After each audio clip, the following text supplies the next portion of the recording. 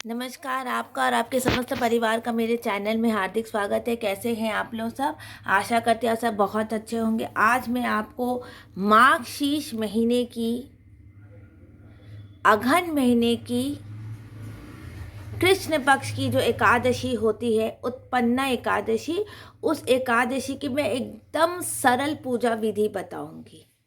एकदम सरल पूजा विधि बताऊंगी कि कैसे आप ये माघ शीर्ष महीने की कृष्ण पक्ष की एकादशी, अघन महीने की एकादशी, उसमें विष्णु जी और लक्ष्मी जी की पूजा करने से अनंत पुण्य की प्राप्ति होती है। और इस बार एकादशी 2 दिन मानी जा रही है। कोई लोग बृहस्पतिवार को कर रहे हैं, कोई दिन शुक्रवार के दिन कर रहे हैं, लेकिन जो सुबह की जो एकादशी है वो शुक्रवार के दिन आ रही है। तो बहुत लोग एकादशी मना रहे। जिस दिन आपको ठीक पड़े, आपके घर में जैसी मान्यता हो, उस तरह एकादशी मना एकदम सरल तरीके से, क्योंकि हर महीने की 2 बार एकादशी आती है और एकदम सरल तरीके से पूजा विधि बताऊंगी। और इस महीने की एकादशी को उत्पन्ना एकादशी इसलिए कहते हैं कि इस दिन एकादशी का उत्पन्न हुई थी, विष्णु जी से हुई थी, इसलिए इसका नाम उत्पन्ना एकादशी पड़ा है। उत्पन्ना एकादशी की पूजा करने में सबसे बड़ा आज है कि इस पूजा करने से विष्णु जी और लक्ष्मी जी का, आपको दोनों का आशीर्वाद मिलता है।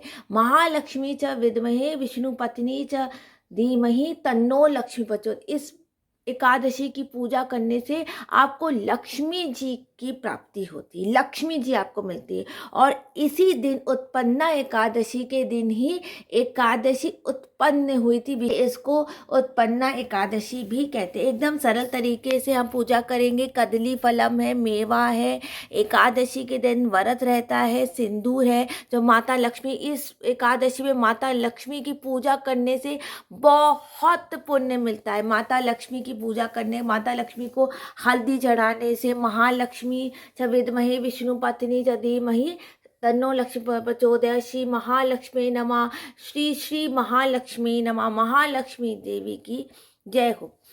इस एकादशी में हम तिल चढ़ाते हैं, कदली फलम है, और भगवान के सामने हम ये सुपारी, कौड़ी, कमल, गट्टा और पुंगी फलम रखते हैं भगवान के सामने का उत्पन्न हुआ था। और ये देखिए, हम यहाँ पे तिल का व्यवहार करते हैं। एकादशी के दिन चावल का व्यवहार नहीं करते हैं। पहले हम यहाँ पे तिल का एक आसन बनाएंगे, एक छोटा सा तिल का आसन ऐसे बनाएंगे, और यहाँ पर हम गणेश जी की स्थापना करेंगे। एक गणेश जी की यहाँ पर स्थापना करेंगे। ओम वक्रतुंड महाकाय सूर्यकोटि समप्रभा निर्विघ्नं कुरु मे देव सर्वकार्येषु सर्वदा। गणेश जी की हम स्थापना करेंगे। गणेश जी को हल्दी चढ़ाएंगे। गणेश जी को हम हल्दी चढ़ाएंगे, और उसके बाद हम करेंगे विष्णु जी की पूजा।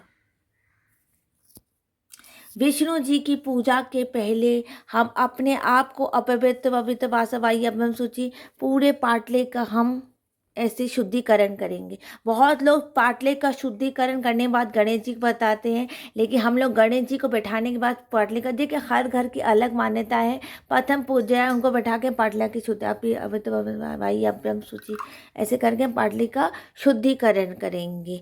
आप अगर एकादशी के दिन व्रत नहीं कर पाते हैं तो शुद्ध शाकाहारी भोजन कीजिए और चावल ग्रहण मत कीजिए, बस उतना आप एकादशी के दिन कर सकते हैं। उसके बाद हम विष्णु जी की, उसके बाद हम एक हाथ में ऐसे फूल लेकर संकल्प करेंगे कि आज हम एकादशी का व्रत करेंगे। अगर व्रत नहीं कर सकते हैं तो आप सिर्फ संकल्प करके कहेंगे कि आज मैं एकादशी की पूजा कर रही हूँ, और पूजा करके आज पूरे दिन जो भी आपको स्वास्तिक भोजन है आप उसका उसका वो आप ग्रहण करेंगे। और ये ग्रहण करने के बाद सात्विक भोजन ग्रहण करेंगे, और ये भी आप अपना गोत्र बोलेंगे, और सहस्त्र मतलब पूरे परिवार का नाम लेंगे। पूरे परिवार के जितने भी लोग लेंगे या अपना नाम लेंगे, फिर उसके बाद परिवार का नाम लेंगे और गोत्र बोलेंगे। जो आपके परिवार का गोत्र है वो आप बोल के ऐसे आप भगवान के सामने रख देंगे। उसके बाद हम विष्णु जी की पूजा करेंगे। विष्णु जी की पूजा हम चंदन लगाएंगे विष्णु जी को। ओम विष्णवे नमः, श्री विष्णवे नमः, विष्णवे नमः, विष्णवे नमः, विष्णवे नमः। चंदन, उनके चरण में चंदन लगाएंगे, विष्णु जी के चरण में चंदन, हाथ में हर जगह चंदन लगाएंगे। अब हम माता लक्ष्मी की पूजा करेंगे। महालक्ष्मी श्री लक्ष्मी माँ, कहते हैं विष्णु जी के साथ लक्ष्मी जी की पूजा करने से बहुत पुण्य की प्राप्ति होती है। साथ में हम राधा कृष्ण की आज की एकादशी के दिन परिक्रमा करने का बहुत पुण्य होता है। आप दोनों को चंदन और ये एक साथ लगा सकते हैं। राधा कृष्णाय नमः, कृष्णाय वासुदेव हरे परमात्मने पत क्लेश नाशाय गोविंदाय नमो नमः। अब हम भगवान पे चावल नहीं चढ़ाएंगे, तिल चढ़ाएंगे। भगवान पे हम तिल चढ़ाएंगे। देखिए मैंने भगवान पे तिल चढ़ाया है। और फिर हम माता को सिंदूर लगाएंगे। हम माँ को सिंदूर लगाएंगे, माँ को सिंदूर लगाएंगे। अगर आप सिंदूर नहीं है तो कोई भी आप सिंदूर अलग से आप एक सिंदूर का पैकेट माँ के लिए रख सकते हैं, माँ के लिए रख सकते हैं। उसके बाद हम भगवान को पुष्प चढ़ाएंगे, अच्छे अच्छे पुष्प चढ़ाएंगे। पहले गणेश जी को पुष्प चढ़ाएंगे, श्री गणेशाय नमः। उसके बाद हम विष्णु जी और इनको पुष्प, अगर आपके पास माला है तो आप माला भी चढ़ा सकते हैं। राधा कृष्णाय नमः, उनको पुष्प चढ़ाएंगे, पुष्प चढ़ाएंगे। एकादशी है, एकादशी की पूजा है, उत्पन्ना एकादशी है। आप व्रत कथा कर सकते हैं। व्रत कथा की किताब नहीं है आपके पास तो आप कहीं से भी पढ़ के एकादशी की किताब से आप पढ़ सकते हैं।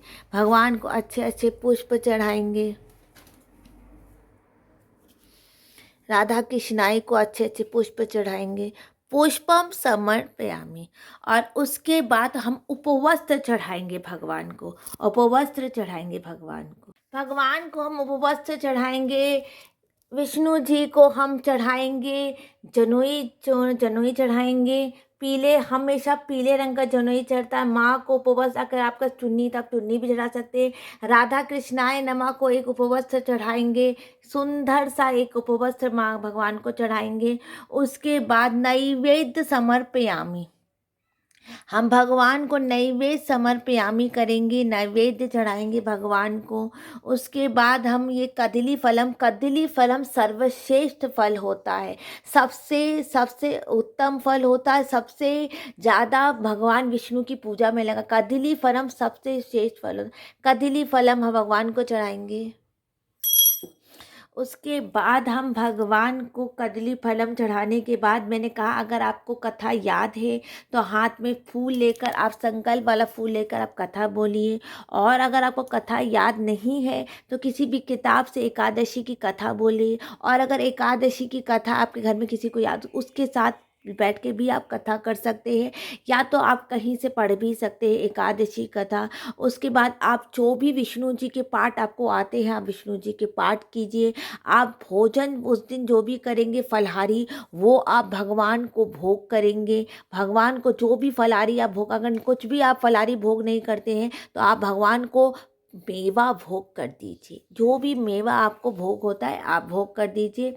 उसके बाद सर्व ये केले में से हम भगवान को भी, इस सब भगवान को, गणेश जी को, सबको आप मेवा भोग कीजिए। जो भी आपके घर में फलहारी चीज़ भोग होती है वो ही हम भगवान को भोग करेंगे। कोई भी आपके घर में सर्वश्रेष्ठ जैसे कदली फलम है, आप कदली फलम भगवान को भोग कर सकते हैं। फल सबसे श्रेष्ठ होता है, आप उसको फल भोग कर सकते हैं। मिठाई जो भी आप भोग करेंगे एकादशी के दिन वो फलाहारी होगी। द्वादशी के दिन आपको दान करना है। द्वादशी के दिन दान, देखिए जैसी आपकी सामर्थ्य वैसा आप दान कर सकते हैं। आप ऊनी वस्त्र भी दान कर सकते हैं, और कुछ नहीं है तो एक छोटे से मिट्टी के पात्र में आप अन्न की कोई भी सामान दान कर सकते हैं। पूजा कोई सामग्री आप दान कर सकते हैं। केला, फल, मिठाई जो भी आपके सामर्थ्य में है आप उसको दान कर सकते हैं भगवान को। भगवान के नाम लेकर, घर का नाम लेकर आप दान कर सकते हैं। कोई भी अच्छी फलारी मिठाई जो भी हो, आप भगवान का निमित्त करके, पहले भगवान को निमित्त किया जाता है, भगवान के निमित्त करके आप दान कर सकते हैं। किसी भी मंदिर में आप दान, पहले आप एकादशी के दिन भगवान के सामने उसको रखेंगे और फिर द्वादशी के दिन उसका दान कर देंगे। और इसके जल हमेशा भगवान के सामने रहना चाहिए। जल को हमेशा भगवान के सामने रखेंगे। हम छोटे से एक पात्र में भगवान के सामने इस तरह जल रखेंगे भगवान की, एकदम सरल तरीके से गृहस्थी के साथ सुबह की पूजा जैसे आप करते हैं उसी के साथ आप कर सकते हैं। आपको गोपाल जी की पूजा करनी है, उस दिन आप गोपाल जी की पूजा भी आप कर सकते हैं। तुलसी जी की बहुत लोग सेवा करते हैं, तुलसी जी की पूजा भी आप कर सकते हैं। जो जैसे सुबह उठ के आप जल चढ़ाते हैं वैसे आप जल चढ़ा सकते हैं। शाम को दीपक भी आप जला सकते हैं। छोटा सा हवन करना है तो आप एकादशी के दिन छोटा सा आप हवन भी कर सकते हैं।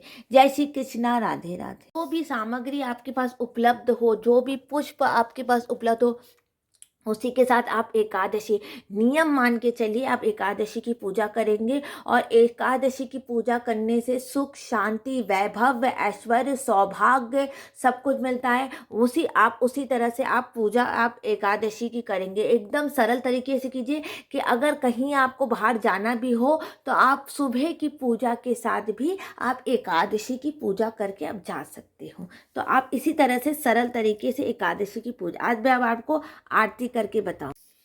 ओम जय लक्ष्मी रमणा सत्यनारायण स्वामी जनपादक हरणा रतन जड़ित सिंहासन अद्भुत छवि राजे नारद करत निरंतर घंटाधनि साजे प्रगट भयो कलिकालन दिचकू दर्श दियो बूढ़ो ब्राह्मण बनकर कंचन महालतियो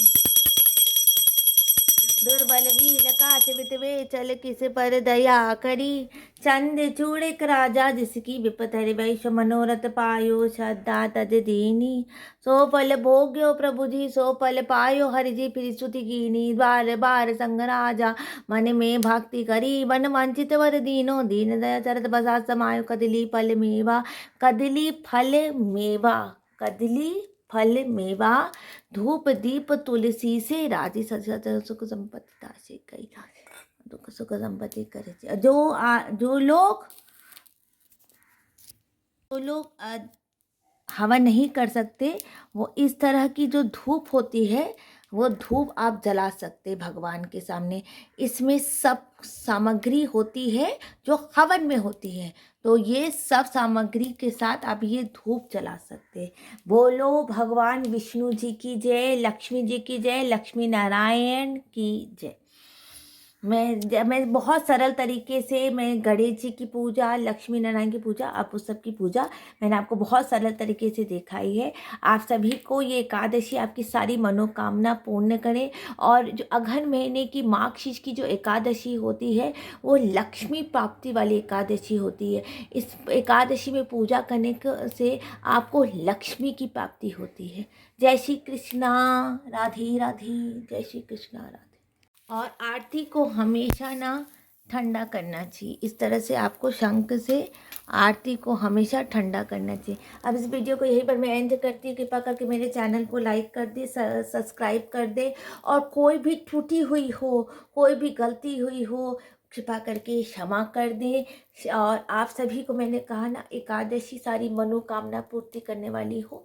जय श्री कृष्णा, राधे राधे, ना राधे राधे।